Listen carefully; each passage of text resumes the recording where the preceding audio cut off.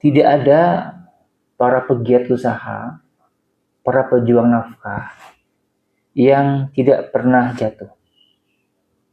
Itu adalah sunnatullah. Hampir semua orang pernah jatuh. Hampir semua pegiat usaha pernah jatuh. Seorang profesional pun juga sama pernah jatuh. Ini sunnatullah fitrah. Nah, apa pembedanya? Apa diferensiasinya antara mereka yang jatuh atau mereka yang pernah jatuh? Pembedanya adalah bagaimana setelah jatuh apa yang dilakukan. Ini adalah pembedanya. Ada yang jatuh kemudian stuck di sana, pada akhirnya dia berhenti. Ada yang jatuh kemudian dia bangkit kembali. Nah, kita ada di mana? Kalau kita pernah jatuh, apakah kita kemudian menyerah dengan keadaan itu? Ataukah kita mencoba untuk bangkit kembali? Maka pada prinsipnya adalah ketika kita mempunyai sebuah visi, dan visi itu misal ada di langkah ke-1000,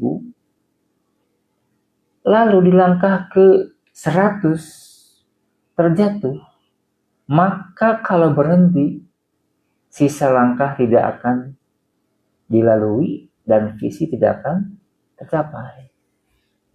Maka pilihannya adalah ketika jatuh, sejenak boleh berhenti, beristirahat, kumpulkan tenaga, power, lakukan evaluasi, lakukan perbaikan, lalu melangkah kembali selangkah, pada akhirnya di langkah ke-1000 visi yang kita tetapkan kita raih. Atau jangan-jangan ketika seseorang jatuh, kita jatuh, itu di langkah ke 999. Tinggal satu langkah lagi menuju visi. Maka kalau berhenti, menyerah, tidak akan sampai. Walaupun tinggal selangkah lagi. Karena itu, pembedanya adalah bagaimana cara dia bangkit kembali ataukah dia berhenti. Ingat, setiap masalah yang Allah berikan, makanya itu sepaket dengan kemudahan atau solusi. Fa inna ma'al usri yusro. Inna ma'al usri yusro. Karena sesungguhnya bersama kesulitan itu ada kemudahan. Sesungguhnya bersama usri, kesulitan itu ada kemudahan maknanya. Nah, kata para ulama di sini ada keindahan penggunaan diksi. Inna ma'al usri yusro. Ketika menggunakan kata usri, Allah menggunakan sigot ma'rifah. Jadi kesulitannya itu jelas, satu, yang ini gitu. Al-usri itu kesulitannya sudah jelas, yang ini satu kesulitan. Sementara ketika menyebutkan kemudahan, Allah menggunakan sigot nakiroh dengan ciri khasnya ada tanwin, yusron. Artinya apa? Artinya tidak tentu yang mana, bisa yang ini, yang itu. Artinya yusron itu adalah kemudahan yang sifatnya plural, banyak. Jadi sesungguhnya satu kesulitan ada banyak kemudahan. Sebuah kesulitan itu diapit oleh banyak kemudahan. Kemudian yang kedua, penggunaan kata ma'a, bersama atau beserta. Maka Allah seakan memberikan paket, diberikan kesulitan, musibah, ujian, plus dengan kemudahan, plus dengan solusi. Maka yakinlah kalau hari ini di antara kita ada yang diberikan musibah, diberikan permasalahan, diberikan ujian yang cukup berat, yakinlah Allah berikan itu, Allah takdirkan itu, Allah pun berikan bersamanya, besertanya solusi. Hingga bagaimana kita menjemputnya, bagaimana kita menjangkaunya atau mendapatkan makhrajan solusi yang Allah sertakan dalam kesulitan. Itu fitrah seperti itu. Maka yakin setiap badai pasti berlalu. Hari ini Anda sakit, insya Allah besok lusa Anda sembuh. Semua akan terus berputar. Sehat, sakit, sakit, sehat. Dapat, tidak dapat, kemudian dapat lagi, begitu. Hari ini omset bagus, besok mungkin bagus sekali gitu. Itu adalah kehidupan, selalu berputar. Di atas, di bawah, bawah, di atas. Yang di atas jangan jumawa. Yang di atas bersyukurlah, kemudian bersabarlah. Sulaiman alaihissalam menggambarkan ketika beliau mendapatkan kekayaan, kerajaan, harta yang cukup banyak, hadza min fadli rabbi liyabluwani ashkur am akfur. Ini adalah karunia Rabbku untuk mengujiku apakah aku bersyukur atau kufur. Baik. Maka fitrah, fakta juga mengatakan hampir setiap pengusaha itu pernah jatuh. Dagang juga pernah jatuh. Baik. Nah, yang kedua ini adalah apa definisi mental tangguh? Bagaimana kita menggambarkan mental tangguh seorang pengusaha muslim, pembisnis muslim, pegiat usaha muslim? Yang pertama adalah tetap bergerak meskipun hati lelah.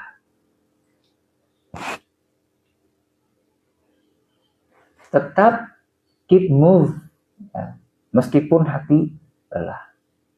Kalau hati sudah lelah, biasanya banyak orang yang kemudian amruk. Alhamdulillah ya. Fisik lelah, istirahat, kemudian segar kembali. Hati lelah, bagaimana? Nah, maka mental tangguh itu adalah ketika lelah fisik, dia istirahat sejenak, kemudian bangkit lagi. Ketika lelah hati, dia kemudian tanda kutip merekonstruksi niatnya, himmahnya. Ini usaha karena Allah, bukan karena siapa-siapa. Membangun usaha bisnis karena Allah, bukan karena ingin kaya raya. Karena visi ukhrawi, karena perintah Allah.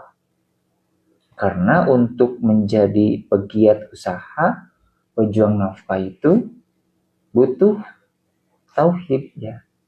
Butuh lillah agarlah menjadi berkah.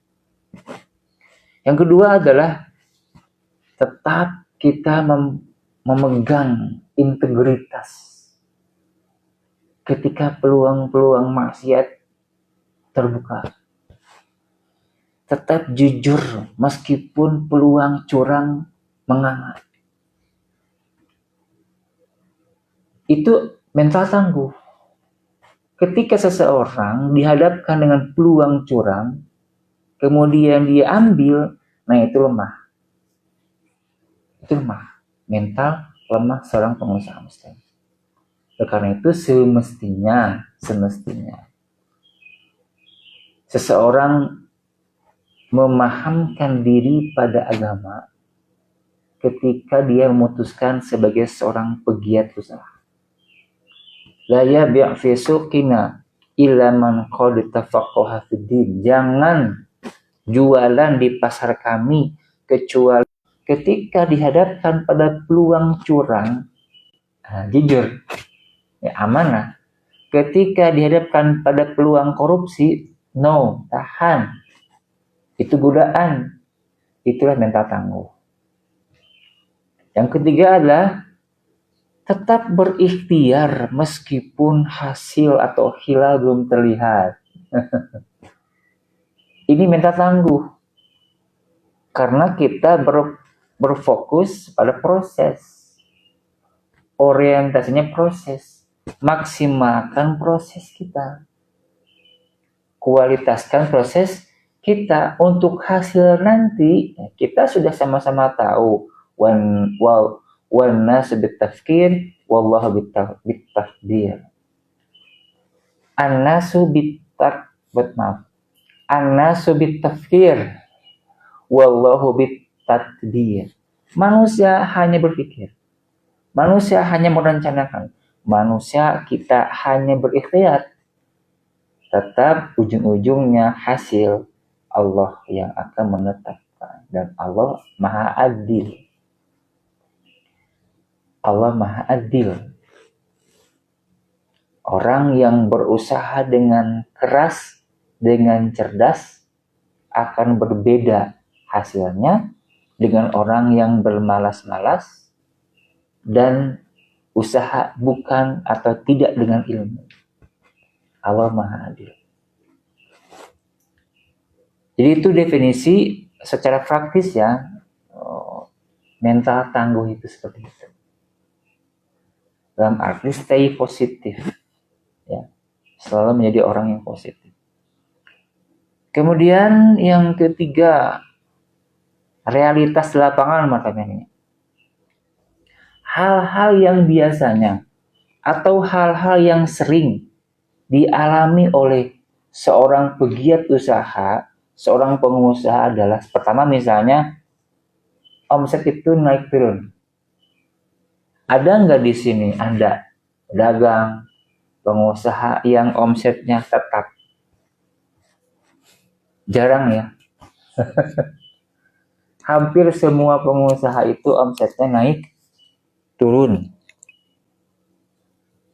Bahkan mungkin seorang employee pun demikian ya.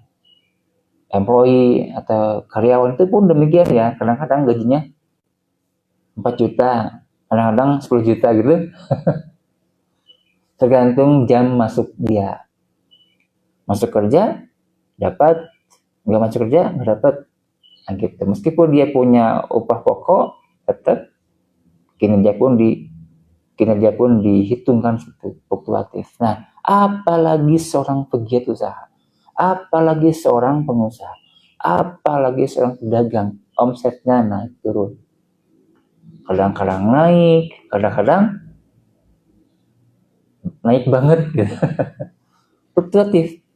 Dan ini mengharuskan seorang pegiat usaha itu bersyukur, bersabar. Ini adalah dua hal yang harus ada bagi siapapun ya, khususnya bagi para pengusaha. Kemudian juga ini fakta bagi pemula misal, itu modalnya kecil. Ya. Modal dalam arti finansial ya. Kan kita bisa berasumsi bahwa yang namanya modal itu bukan hanya uang kan, waktu juga modal, tenaga juga modal, ilmu juga modal. Tapi ketika sudah running, modal itu dominannya adalah anggaran, uang. Nah, di tengah-tengah tiba-tiba modal kemudian menipis, akhirnya harus suntik lagi. Ini adalah hal yang fakta di lapangan. Mungkin Anda pernah mengalami begitu? utang banyak, sementara mesin harus berputar, produksi harus berjalan, anggaran nggak ada. Akhirnya seorang owner ngambil uang pribadi untuk nyuntik dana bagi bisnisnya, usahanya. Itu hal yang fakta dan realitas. Ditipu partner, dikelabui oleh mitra, oleh pelanggan, termasuk ujung-ujungnya nanti usaha sepi, dagangan nggak laku. Itu adalah hal yang fakta. Itu adalah hal yang real di lapangan usaha. Karena itu kenapa para pegiat usaha juga disebut entrepreneur. Ya, yang dalam bahasa kita namanya wira usaha. Coba Anda lihat, wira usaha. Apa itu wira? Pahlawan, pejuang gitu. Usaha. Karena dia harus berjuang, berjibaku dalam dunia usahanya, di antaranya ketika dia mendapatkan hal-hal yang negatif dalam dunia usahanya atau dagang.